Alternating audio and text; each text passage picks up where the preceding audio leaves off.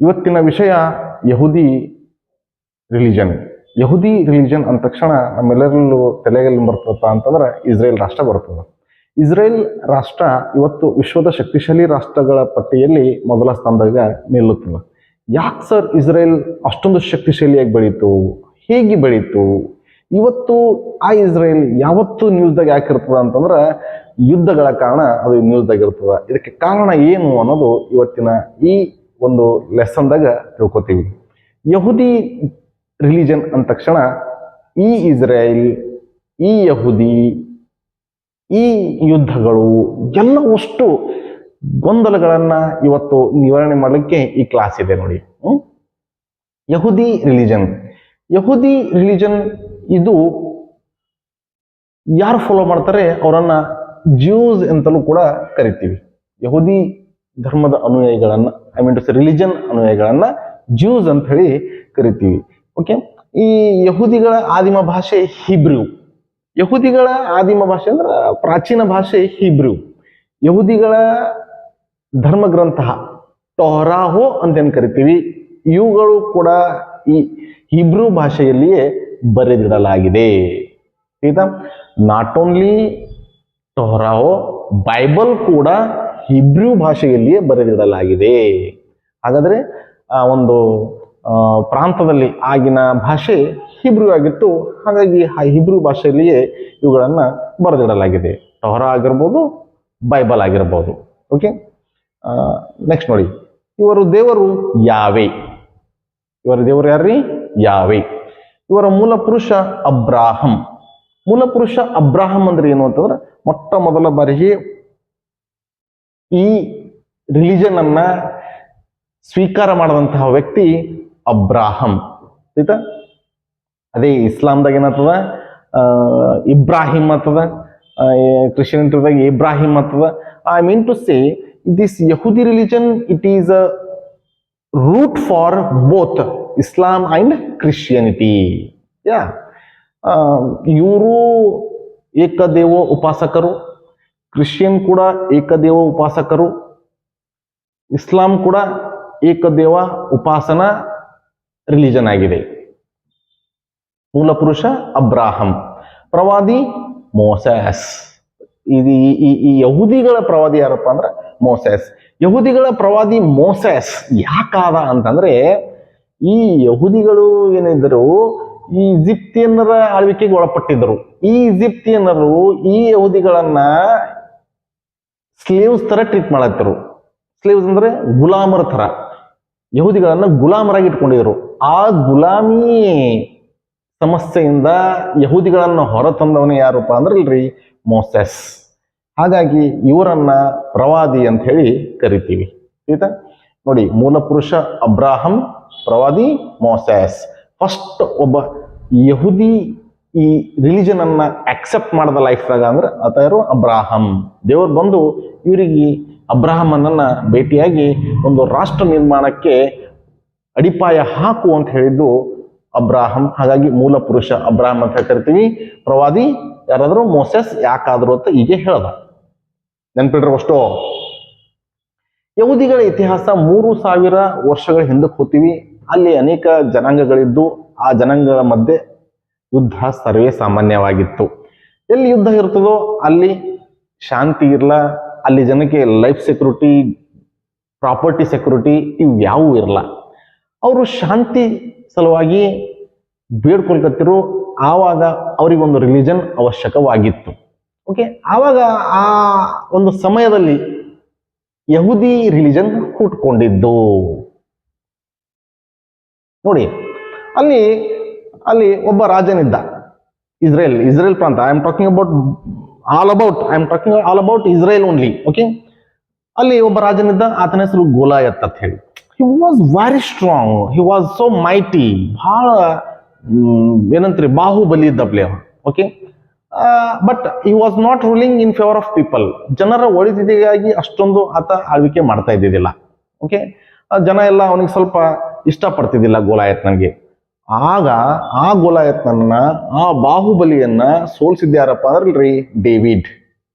David ಬಂದು ಆ ಬಾಹುಬಲಿ ಅಂದ್ರೆ ಗೋಲಾಯತ್ನನ್ನ ಸೋಲಿಸ್ಬಿಟ್ಟ. ಈಗ ಯಾರಾದ್ರೂ ರಾಜ ಇಸ್ರೇಲ್ ಅಲ್ಲಿ ಡೇವಿಡ್ ಆದ. ಓಕೆ, ಮುಂದೆ ಡೇವಿಡ್ ಕೂಡ ಜನರ ಒಳಿತಿಗಾಗಿ ಆಳ್ವಿಕೆ ಮಾಡ್ತಾನೆ. ಬಟ್ ಡೇವಿಡ್ ಅನ್ಫಾರ್ಚುನೇಟ್ಲಿ ಡೆತ್ ಆಗ್ತದ. ಆತನ ಮರಣ ನಂತರ ಡೇವಿಡ್ನ ಮಗ ಸಾಲೋಮನ್ ರಾಜನಾಗ್ತಾನೆ. ಈ ಡೇವಿಡ್ನ ಮಗ Solomon ruled Israel very effectively, ಬಹಳ ಚೆನ್ನಾಗಿ ಆಳ್ವಿಕೆ ಮಾಡ್ತಾನೆ. ಮತ್ತೆ ಅತಿ ದೀರ್ಘಕಾಲ ಆಳ್ವಿಕೆ ಮಾಡಿದಂತಹ ದೊರೆ ಯಾರಾದ್ರೂ ಅದರ ಈ ಇಸ್ರೇಲ್ ಕಂತಂದ್ರ ಅದು ಯಾರು? ಸಾಲೋಮನ್. ಈ ಡೇವಿಡ್ನ ಮಗ ಸಾಲೋಮನ್ ಇಸ್ರೇಲ್ ಅನ್ನ ಆಳ್ವಿಕೆ ಮಾಡಿದಂತಹ ದೀರ್ಘಕಾಲ ಆಳ್ವಿಕೆ ಮಾಡಿದಂತಹ ದೊರೆ Solomon. Sir, he ruled effectively and ಆತ ಒಂದು ದೇವಾಲಯವನ್ನು ಕೂಡ ನಿರ್ಮಾಣ ಮಾಡ್ತಾನೆ ಅಲ್ಲಿ ಸಾಲೋಮನ್. ಓಕೆ, ದೇವಾಲಯ ಕೂಡ ನಿರ್ಮಾಣ ಮಾಡ್ತಾನೆ. ಬಟ್ ಅನ್ಫಾರ್ಚುನೇಟ್ಲಿ ಕ್ರಿಸ್ತಪೂರ್ವ 931 ಸಾಲೋಮನ್ನ ಮರಣ ಆಗುತ್ತೆ. ಎಸ್, ಸಾಲೋಮನ್ನ ಮರಣ ನಂತರ ಅಲ್ಲಿ ಯಹೂದಿಗಳ ಪ್ರಾಂತ ಇಸ್ರೇಲ್ನಲ್ಲಿ ಒಂದು ಶಕ್ತಿ ಯಾರನ್ನ ತಡೆಯುವಂತಹದ್ದು ಉಳಿದಿರಲ್ಲ. ಎಸ್ ಸರ್, ನೋಡಿ, ನಾವೆಲ್ಲರೂ ಕ್ಲಾಸ್ ರೂಮ್ನಾಗ ಸೈಲೆಂಟ್ ಆಗಿ ಕೂತಿರ್ತೀವಿ ಅಂದ್ರೆ ಯಾಕಿರ್ತೀವಿ? ಟೀಚರ್ ಇರ್ತಾರ, ಕಾಯಿ ಕುಯ್ ಮಾಡಿದ್ರೆ ಭೂತ ಬೆಟ್ಟತ್ತೆ, ಸುಮ್ಮನೆ ಕೂಡ್ತಾವ ಪರ್ವ. ಅದೇ ತರ ಒಂದು ಸಾಮ್ರಾಜ್ಯದಲ್ಲಿ ಒಂದು ಶಕ್ತಿಶಾಲಿ ರಾಜ ಆಳ್ವಿಕೆ ಮಾಡ್ತಾ ಇದ್ರೆ ಎಲ್ಲರೂ ಸುಮ್ ಕೊಡ್ತಾರೆ. ಇವಾಗ ಶಕ್ತಿಶಾಲಿ ರಾಜ ಇಲ್ಲ ಅಲ್ಲಿ ಅಂತಂದ್ರೆ ಸಣ್ಣ ಸಣ್ಣ ಈ ಶಕ್ತಿಶಾಲಿ ಜನ ಅನ್ಕೊಂಡವ್ರೆಲ್ಲ ಅವ್ರೊಟ್ಟಕ್ಕೆ ಅವರು ತಾವೇ ರಾಜರ ಹೇಳಿ ಟ್ರೀಟ್ ಮಾಡಕ್ ಸ್ಟಾರ್ಟ್ ಮಾಡ್ತಾರೆ. ಒಬ್ಬರ ಮೇಲೆ ಯುದ್ಧ ಮಾಡಕ್ ಆರಂಭಿಸ್ತಾರ, ಅಲ್ಲಿ ಶಾಂತಿ ಭಂಗಗೊಳ್ತಾವ. ಅದೇ ತರ ಸಾಲೋಮನ ಮರಣ ನಂತರ ಆ ಇಸ್ರೇಲ್ನಲ್ಲಿ ಅವರನ್ನು ನಿಯಂತ್ರಣ ಮಾಡ್ಲಿಕ್ಕೆ ಒಂದು ಶಕ್ತಿ ಇರಲಿಲ್ಲ. ಹಾಗಾಗಿ ಅವಾಗ ಈ ಯಹೂದಿಗಳ ಇರುವಂತಹ ಪ್ರಾಂತ 2 ಭಾಗಗಳಾಗಿ ವಿಂಗಡಣೆಗೊಂತು. ಒಂದು ಇಸ್ರೇಲ್ ಆಗಿ, ಇನ್ನೊಂದು ಜೋಡಾ ಆಗಿ. ಈ ಜೋಡಾವನ್ನ ಈ ಸದ್ಯ ಏನಂತ ಕರಿತೀವಿ? ವೆಸ್ಟ್ ಬ್ಯಾಂಕ್ ಅಂತ ಕರಿತೀವಿ. ವೆಸ್ಟ್ ಬ್ಯಾಂಕ್ ಅಂತ ಕರಿತೀವಿ. Always West Bank in the news. ಯಾಕೆ ನ್ಯೂಸ್ದಾಗ ಇರ್ತದೆ ಸರ್ ಅಂತಂದ್ರ, ಇಸ್ರೇಲ್ ಈ ವೆಸ್ಟ್ ಬ್ಯಾಂಕ್ ಮೇಲೆ ರಾಕೆಟ್ ದಾಳಿ ಮಾಡೇ ಮಾಡ್ತಿರ್ತದೆ. ನ್ಯೂಸ್ದಾಗ ನಾವು ನೋಡ್ತೀವಿ. ಈ ವೆಸ್ಟ್ ಬ್ಯಾಂಕ್ ಜನ ಇಸ್ರೇಲ್ ಮೇಲೆ ದಾಳಿ ಮಾಡ್ತಾನೆ ಇರ್ತಾರೆ. ಇದು ನ್ಯೂಸ್ದಾಗ ನೋಡ್ತೀವಿ. ಸರ್, ಈ ಇಸ್ರೇಲ್, ಈ ಜೂಡಾ ಅಂದ್ರೆ ವೆಸ್ಟ್ ಬ್ಯಾಂಕ್ ಒಂದು ಕಾಲದಲ್ಲಿ ಯಹೂದಿಗಳ ಪ್ರಾಂತವೇ ಆಗಿದ್ದು. ಮುಂದೆ 2 ಭಾಗಗಳಿಗೆ ವಿಂಗಡಣೆಗೊಳ್ಳುತ್ತದೆ. 2ನೇ ಮಹಾಯುದ್ಧದಲ್ಲಿ ಈ ಯಹೂದಿಗಳಿಗೆ UN ಏನ್ ಡಿಕ್ಲೇರ್ ಮಾಡ್ತದೆ? ಸಪ್ರೇಟ್ ಒಂದು ಕಂಟ್ರಿ ಕೊಡಮು ಅಂತಂದಾಗ ಇಸ್ರೇಲ್ ಅನ್ನ ಕೊಟ್ಬಿಡ್ತಾರೆ.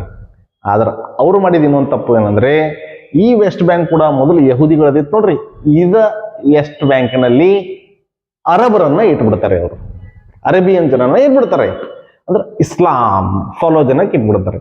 ಇಲ್ಲಿ ಈ ಯಹೂದಿಗಳಿಗೂ ಈ ಇಸ್ಲಾಮಿಕ್ ಪೀಪಲ್ಗೂ ಇವತ್ತಿನವರೆಗೂ ಯುದ್ಧ ಅದ ನೋಡ್ರಿ. ಎನಿವೆ, ಅದು ಮುಂದೆ ನೋಡೋಣ. ಇಸ್ರೇಲ್ ಮೇಲೆ ಮುಂದೆ ಏನಾಗುತ್ತೆ? ಈಜಿಪ್ಟ್ ಆಗಿರ್ಬೋದು, ಅಸ್ಸಿರಿಯನ್ ಆಗಿರ್ಬೋದು, ಬ್ಯಾಬ್ಲೋನಿಯನ್ ಆಗಿರ್ಬೋದು, ಹೀಗೆ ಅನೇಕ ಸಿವಿಲೈಸ್ ಜನ ಅದ್ರ ಮೇಲೆ ದಾಳಿ ಮಾಡ್ತಾರೆ. ಬ್ಯಾಬ್ಲೋನಿಯನ್ನಂತೂ ದಾಳಿ ಮಾಡಿ ಬಹಳಷ್ಟು ಕಷ್ಟ ನಷ್ಟಗಳನ್ನ ಕೊಟ್ಬಿಡ್ತಾರೆ ಈ ಯಹೂದಿಗಳಿಗೆ. ಅವ್ರು ಕಟ್ಟಿದಂತಹ ಮಂದಿರವನ್ನ ಈ ಬ್ಯಾಬ್ಲೋನಿಯನರೇ ಒಡೆದು ಬಿಡ್ತಾರೆ. ಮುಂದೆ ನೋಡಿ, ಯಹೂದಿಗಳಿಗೆ ಈ ಈಜಿಪ್ತಿಯನರು, ಈ ಬ್ಯಾಬ್ಲೋನಿಯನರು, ಈ ಅಸ್ಸಿರಿಯನ್ಸರ ದಾಳಿಯಿಂದ ಅವರಿಗೆ ಒಂದು ಲೈಫ್ ಸೆಕ್ಯೂರಿಟಿ ಇರಲ್ಲ, ಜಾಬ್ ಸೆಕ್ಯೂರಿಟಿ ಇರಲ್ಲ, ಪ್ರಾಪರ್ಟಿ ಸೆಕ್ಯೂರಿಟಿ ಅಂತೂ ಇರಲೇ ಇರಲ್ಲ.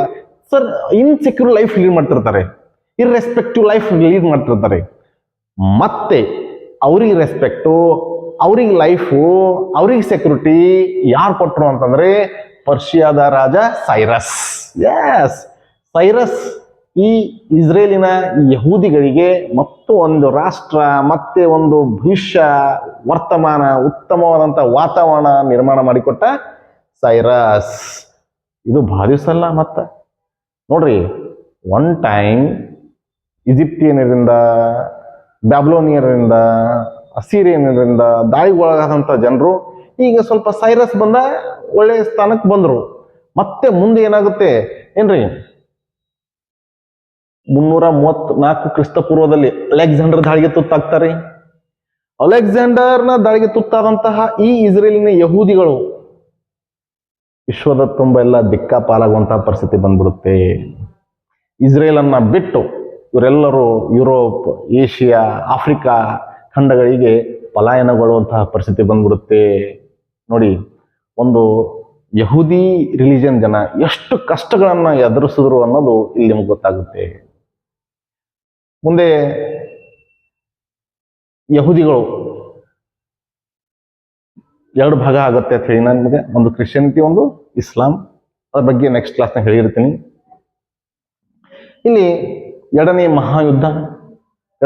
ಮಹಾಯುದ್ಧದ ನಂತರ UN 1948ರಲ್ಲಿ ಯಹೂದಿಗಳಿಗೆ ಇಸ್ರೇಲ್ ಎನ್ನುವ ಪ್ರತ್ಯೇಕ ರಾಷ್ಟ್ರವನ್ನೇ ನೀಡಿತು ಅಂತ ನಾನು ಆಲ್ರೆಡಿ ಹೇಳಿದ್ದೆ. ಇಲ್ಲಿ ಇನ್ನೊಂದು ವಿಷಯ ಚರ್ಚೆ ಏನಂತಂದ್ರೆ, ಯಾಕೆ UN 1948ರಲ್ಲಿ ಈ ಯಹೂದಿಗಳಿಗೆ ಮತ್ತೆ ಒಂದು ರಾಷ್ಟ್ರವನ್ನ ನೀಡ್ತು ಅಂತ ಹೇಳಿ, ಅದು ಇಸ್ರೇಲ್. ಯಾಕಂದ್ರೆ UN ತಿಳಿದಿತ್ತು. ನೋಡಿ, ಏನು ಎರಡನೇ ಮಹಾಯುದ್ಧದಲ್ಲಿ ಹಿಟ್ಲರ್ ಸುಮಾರು 50 ಲಕ್ಷ ಯಹೂದಿಗಳನ್ನ ಗುರಿಯಾಗಿಸಿ ಮರಣದಂಡನೆ ನೀಡ್ತಾನೆ. ಯಾವ ತರ ಆತ ಯಹೂದಿಗಳಿಗೆ ಸಾಯಿ ಹೊಡಿತಾನೆ ಅಂದ್ರೆ ಅದಕ್ಕೆ ಹೋಲೋಕಾಸ್ಟ್ ಅನ್ನೋ ಹೆಸರು ಕೊಟ್ಬಿಟ್ರ. ಹೋಲೋಕಾಸ್ಟ್ ಅಂದ್ರೆ ಏನ್ ಗೊತ್ತಾ, ಒಂದು ದೊಡ್ಡ ಚೇಂಬರ್ ನಿರ್ಮಾಣ ಮಾಡೋದು. ಆ ಚೇಂಬರ್ ನಿಂತ ಯಾವ್ದು ಗ್ಯಾಸ್ ಒಳಗೆ ಹೋಗಲ್ಲ, ಯಾವ್ದು ಗ್ಯಾಸ್ ಹೊರಗೆ ಬರಲ್ಲ. ಆ ಚೇಂಬರ್ ಅಂತ ದೊಡ್ಡ ಚೇಂಬರ್, ಎಷ್ಟು ದೊಡ್ಡ ಚೇಂಬರ್ ಅಂದ್ರೆ ಸಾವಿರಾರು ಜನ ಒಳಗೆ ಇಡಿಸ್ಬೇಕು. ಸಾವಿರಾರು ಜನರನ್ನ ಒಳಗೆ ತುರುಕಿ ಒಳಗೆ ಪಾಯ್ಸನಸ್ ಗ್ಯಾಸ್ ಬಿಟ್ಬಿಡೋದು. ಪಾಯ್ಸನಸ್ ಗ್ಯಾಸ್ ಬಿಟ್ಟಾಗ ಸಾವಿರಾರು ಜನರಿಗೆ ಆಮ್ಲಜನಕದ ಆಕ್ಸಿಜನ್ ಕೊರತೆ ಉಂಟಾಗಿ ಸಫೋಕೇಶನ್ ಅಂತ ಸತ್ತು ಹೋಗ್ಬಿಡ್ತಾರೆ. This called mass death, massacre, holocaust. 50 lakhs Jewish life collapsed in the Second World War because of Hitler racism. ಹಿಟ್ಲರ್ನ ಆ ರೇಸಿಸಮ್ ಇಂತ 50 ಲಕ್ಷ ಜೀವಿಷ್ಗಳ ಪ್ರಾಣ ಮಾರಣ ಹೋಮ ನಡೀತು. ಅದನ್ನ ತಿಳಿದಂತಹ UN 1948ರಲ್ಲಿ ಈ ಯಹೂದಿಗಳಿಗೆ ಇಸ್ರೇಲ್ ಎನ್ನುವ ರಾಷ್ಟ್ರ ಏನೋ ಕೊಟ್ಟರು. ಆದರೆ ವೆಸ್ಟ್ ಬ್ಯಾಂಕ್ ಎನ್ನುವ ರಾಷ್ಟ್ರವನ್ನು ಕೂಡ ನಿರ್ಮಾಣ ಮಾಡಿದ್ರು. ಅಲ್ಲಿ ಈ ಇಸ್ಲಾಂ, ಈ ಅರಬರು ಇರುವಪ್ಲೆ ಮಾಡಿಬಿಟ್ರು. ಇವತ್ತಿನವರೆಗೂ ಅವರಿಬ್ಬರು ನೋಡಿ ಏನದ ಯುದ್ಧ ಸರ್ವೇ ಸಾಮಾನ್ಯ ಅದ ನೋಡ್ರಿ. ಇವರ ಧರ್ಮಗ್ರಂಥಗಳು ಹೇಳಿನ ಟೋರಾಹೋ ಇವು ಯಾವ ಭಾಷೆಯಲ್ಲವ? ಯಾವ ಭಾಷೆಯಲ್ಲಿ? ಹೀಬ್ರೂ ಭಾಷೆಯಲ್ಲವ. ಇವುಗಳನ್ನ ಏನಂತ ಕರಿತೀವಿ ನಾವು? ಓಲ್ಡ್ ಟೆಸ್ಟಮೆಂಟ್ ಅಂತ ಕೂಡ ಕರಿತೀವಿ. Old Testament. ನೋಡಿ, ಯಾಕೆ ನಾನು ಈ ಯಹೂದಿ ಧರ್ಮ ಕ್ರಿಶ್ಚಿಯನ್ ಮತ್ತು ಇಸ್ಲಾಮಿನ ಮೂಲ ಧರ್ಮವಾಗಿದೆ ಅಲ್ಲಕತ್ತೀನಿ ಅಂತಂದ್ರ, ಈ ಕ್ರಿಶ್ಚಿಯನ್ ಧರ್ಮದ ಬೈಬಲ್ ಏನದ ನೋಡ್ರಿ, ಇದರಲ್ಲಿ ಎರಡು ಭಾಗಗಳನ್ನ ನೋಡ್ತೀವಿ ನಾವು. ಒಂದು ಓಲ್ಡ್ ಟೆಸ್ಟಮೆಂಟ್, ಇನ್ನೊಂದು ನ್ಯೂ ಟೆಸ್ಟಮೆಂಟ್. ಹಳೆ ಒಡಂಬಡಿಕೆಗಳು ಮತ್ತು ಹೊಸ ಒಡಂಬಡಿಕೆಗಳು ಅಂತ ಕನ್ನಡದ ಕರೀತಾರ. ಈ ಓಲ್ಡ್ ಟೆಸ್ಟಮೆಂಟ್ ಅಂತ ಏನ್ ಕರಿತಾ ಇದ್ದೀನಿ, ಈ ಓಲ್ಡ್ ಟೆಸ್ಟಮೆಂಟ್ ಅಂದ್ರೆ ಏನು? ಇವೇ ಟೋರಾಹು, ಇವೇ ಈ ಯಹೂದಿ ಧರ್ಮದ ಮೂಲ ಗ್ರಂಥಗಳು ಅಂತ ಹೇಳೋದು. ಇವು ಯಾವ ಭಾಷೆಯಲ್ಲವ? ಹೀಬ್ರೂ ಭಾಷೆಯಲ್ಲವ. ಬೈಬಲ್ ಕೂಡ ಯಾವ ಭಾಷೆಯಲ್ಲದ? ಹೀಬ್ರೂ ಭಾಷೆಯಲ್ಲಿಯೇ ಇದೆ. ಆಯ್ತಾ? ಇವರು ಕೂಡ ಒಂದೇ ಧರ್ಮಕ್ಕೆ ಪೂಜೆ ಮಾಡೋರು. ಕ್ರಿಶ್ಚಿಯನ್ರು ಕೂಡ ಒಂದೇ ದೇವ್ರಿಗೆ ಪೂಜೆ ಮಾಡೋರು. ಕ್ರಿಶ್ಚಿಯನ್ರು ಕೂಡ ಒಂದೇ ಧರ್ಮಕ್ಕೆ ಪೂಜೆ ಮಾಡೋರು. ಇಸ್ಲಾಂ ಕೂಡ ಒಂದೇ ಧರ್ಮಕ್ಕೆ ಒಂದೇ ದೇವ್ರಿಗೆ ಪೂಜೆ ಮಾಡೋರು. ಹೀಗೆ ಇವ್ರದ್ದು ಜೀವನ ಪದ್ಧತಿ ಮತ್ತು ಧಾರ್ಮಿಕ ಆಚರಣೆಗಳನ್ನ ನೋಡಿದ್ರೆ ಸೇಮ್ ಅವ. But unfortunately some kind of confusions are there. Confusions ಅನ್ನೋದಕ್ಕಿಂತ ಅವರವರ ನಂಬಿಕೆಗಳು ಅವರವರನ್ನೇ ಸುಪೀರಿಯರ್ ಅನ್ಕೊಂಡು ಅನ್ಸದ, ಇನ್ನೊಬ್ರು ಏನಾರ ಇನ್ಫೀರಿಯರ್ ಅಂತ ಹೇಳಿ ಅನ್ಸಿ ಯುದ್ಧಗಳು ಆಗ್ತಾ ಇವೆ ಇವತ್ತು. ಹೀಗೆ ಯಹೂದಿ ರಿಲಿಜನ್ ಇವತ್ತು ಇಸ್ರೇಲ್ನಲ್ಲಿದೆ.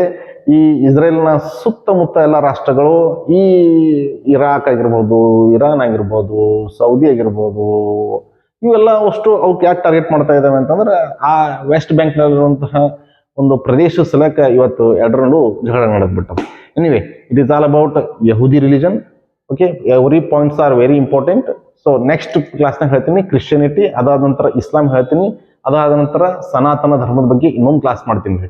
Okay, these are all very important for the ancient Indian history. Ancient Indian history ಓದ್ಬೇಕಾದ್ರೆ ಇವೆಲ್ಲನೂ ಪಾಯಿಂಟ್ ನಮಗೆ ಗೊತ್ತಿರಬೇಕು. ಆಯ್ತಾ? Anyway, next class we shall meet. Till then, till